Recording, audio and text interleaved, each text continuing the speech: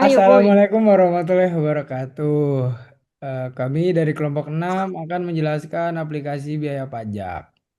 Untuk anggota kelompoknya, ya saya sendiri Faruk Ekawi Febriansyah. Saya Cucianti Putri. Saya Ilmi Salim Putri. Ya, lanjut untuk pendahuluan. Pada slide pendahuluan ini, saya ingin menjelaskan bahwa pajak merupakan sumber pendapatan utama bagi pemerintah yang digunakan untuk membiayai berbagai layanan publik seperti pendidikan, kesehatan, dan infrastruktur. Namun, pajak juga memiliki dampak terhadap mekanisme pasar. Ketika pajak digunakan pada suatu barang atau jasa, harga yang dibayar konsumen dan harga yang diterima produsen akan berubah. Perubahan ini tidak hanya memengaruhi harga, tetapi juga jumlah transaksi, keseimbangan pasar, serta kesejahteraan ekonomi secara keseluruhan. Oleh karena itu, pembahasan ini akan fokus pada bagaimana pajak memengaruhi surplus konsumen, surplus produsen, pendapatan pemerintah, dan munculnya deadweight loss.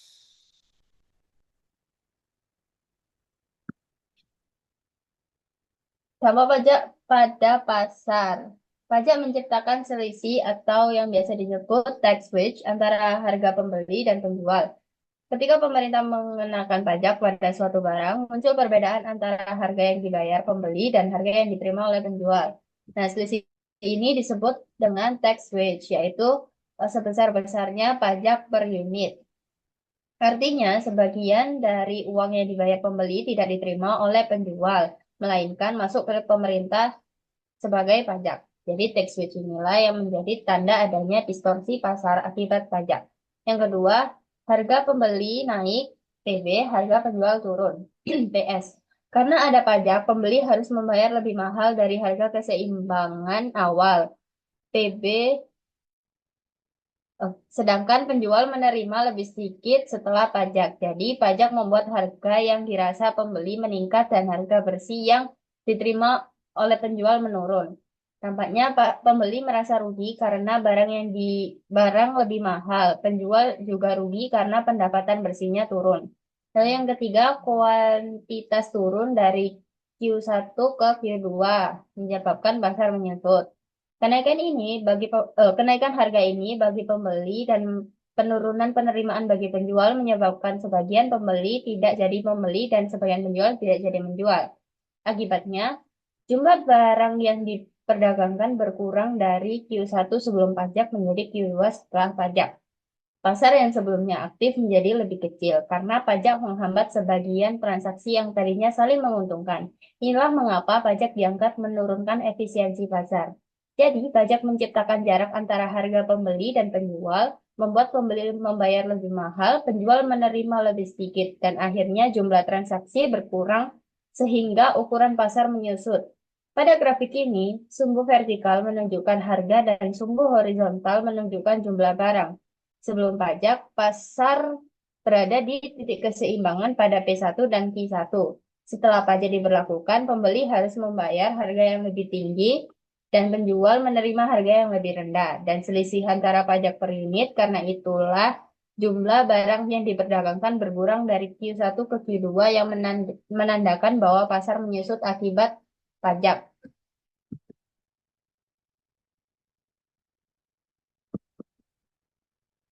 Nah, yang pertama, pajak menciptakan selisih tax rate antara harga pembeli dan penjual. Ketika pemerintah mengenakan pajak pada suatu barang, muncul perbedaan antara harga yang dibayar pembeli dan harga yang diterima penjual.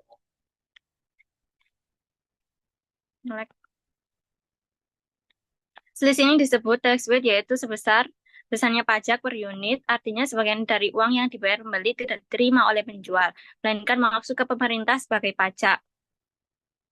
Nah, tax rate ini adalah yang menjadi tanda adanya distorsi pasar akibat pajak. Yang kedua, harga pembeli naik, PB, harga penjual turun, PS, karena ada pajak, pembeli harus membayar lebih mahal. dari harga keseimbangan awal, sedangkan penjual menerima lebih sedikit setelah pajak. Jadi pajak membuat harga yang dirasa pembeli meningkat dan harga bersih yang diterima penjual menurun. Dampaknya pembeli merasa rugi karena barang lebih mahal, penjual jual rugi karena pendapatan bersihnya turun. Nah, yang ketiga, kuantitas kuantitas turun dari Q1 ke Q2, pasar menyusut. Kenaikan harga bagi pembeli dan penurunan penerimaan bagi penjual menyebabkan sebagian pembeli tidak jadi membeli dan sebagian penjual tidak jadi menjual. Akibatnya jumlah barang yang diperdagangkan berkurang dari Q1 sebelum pajak menjadi Q2 setelah pajak. Pasar yang sebelumnya aktif menjadi lebih kecil karena pajak menghambat sebagian transaksi yang tadinya saling menguntungkan. Inilah mengapa pajak dianggap menurunkan efisien pasar. Selanjutnya saya akan menjelaskan efek welfare atau efek kesejahteraan dari pajak. Setelah pajak diterapkan, surplus konsumen dan surplus produsen mengalami penurunan karena harga berjumlah dari jumlah transaksi yang berkurang. Sebagian dari penurunan surplus tersebut berpindah menjadi pendapatan pajak pemerintah, namun tidak seluruh surplus yang hilang dapat dipulihkan. Bagian surplus yang benar-benar hilang disebut deadweight loss, yang ditunjukkan oleh area segitiga pada grafik. Deadweight loss ini mencerminkan kerugian efisiensi pasar karena ada transaksi yang seharusnya menguntungkan kedua belah pihak, tetapi tidak terjadi akibat pajak. Terima kasih. Nah, yang selanjutnya, deadweight loss muncul karena transaksi menguntungkan batal terjadi. Deadweight loss terjadi karena ada pembeli dan penjual sebenarnya sama-sama mau melakukan transaksi karena keduanya akan mendapatkan manfaat surplus. Tetapi transaksi itu tidak jadi dilakukan akibat adanya pajak. Pajak membuat harga bagi pembeli menjadi terlalu tinggi dan harga yang diterima penjual menjadi terlalu rendah, sehingga sebagian dari mereka memutuskan untuk tidak jadi membeli atau menjual. Akibatnya, sejumlah transaksi tadinya bisa memberikan keuntungan bagi kedua belah pihak hilang. Inilah asal mula deadweight loss. Contohnya, tanpa pajak pembeli bersedia membayar 10.000 dan penjual mau menjual 8.000. Dua-duanya saling untung. Nah, setelah pajak 3.000 diberlakukan, pembeli harus membayar 11.000. Penjual hanya terima 8.000. Tidak ada yang mau transaksi. Transaksi batal dan manfaat surplus 2.000 yang tadinya bisa mereka bagi hilang total. Yang kedua, surplus yang hilang tidak dinikmati siapapun. Bagian surplus keuntungan bersama yang hilang akibat transaksi batal tidak berpindah ke pihak lain. Bahkan pemerintah pun tidak mendapatkannya, berbeda dengan pendapatan pajak yang berpindah ke pemerintah. Deadweight loss benar-benar lenyap dari sistem ekonomi. Dengan kata lain, ini adalah kerugian murni bagi masyarakat karena potensi manfaat yang bisa dirasakan pembeli dan penjual sama-sama hilang tanpa menghasilkan nilai bagi siapapun. Elastisitas dan deadweight loss. Yang pertama, elastis sama dengan deadweight loss-nya besar. Kalau permintaan atau penawaran bersifat elastis, artinya konsumen dan produsen sangat peka terhadap perubahan harga.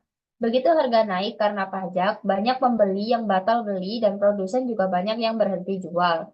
Akibatnya, jumlah transaksi turun banyak dan deadweight loss-nya jadi besar. Karena banyak transaksi yang tidak terjadi, daerah deadweight loss di grafik menjadi sangat besar. Contohnya, barang mewah seperti tas branded, mobil, sport, dan lain-lain. Begitu harga naik sedikit, banyak orang yang langsung batal beli. Jadi transaksinya turun banyak dan terjadilah deadweight loss yang besar.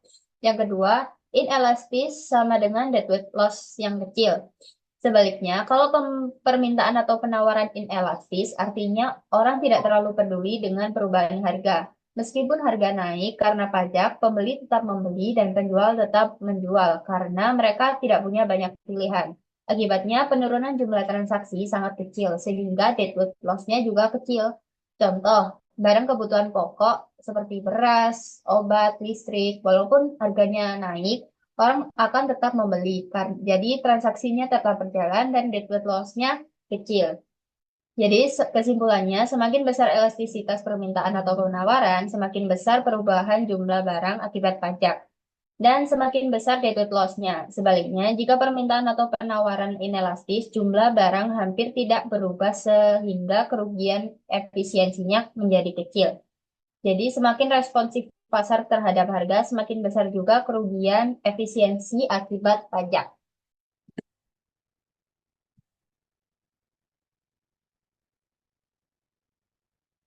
Oke, selanjutnya ada debt weight loss and tax revenue.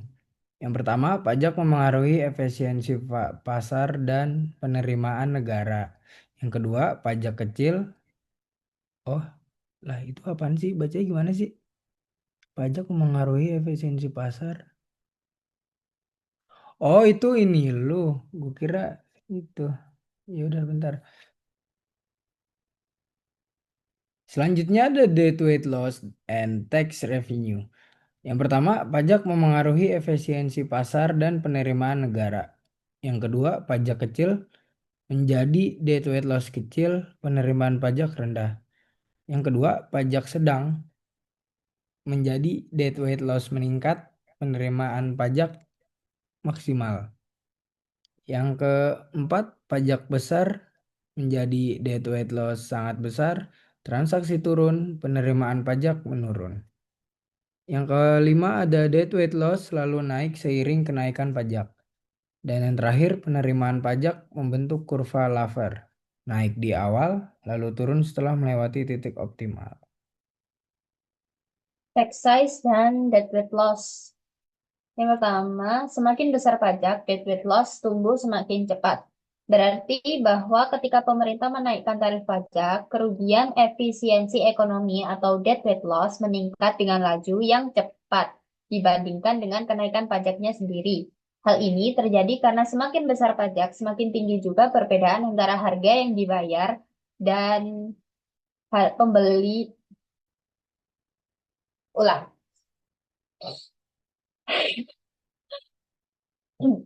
Tax size dan debt weight loss. Semakin besar pajak, debt weight loss tumbuh semakin cepat. Berarti bahwa ketika pemerintah menaikkan tarif pajak, kerugian efisiensi ekonomi atau debt weight loss meningkat dengan laju yang lebih cepat dibandingkan dengan kenaikan pajaknya sendiri. Hal ini terjadi karena semakin besar pajak, semakin tinggi perbedaan antara harga yang dibayar pembeli dan harga yang diterima oleh penjual.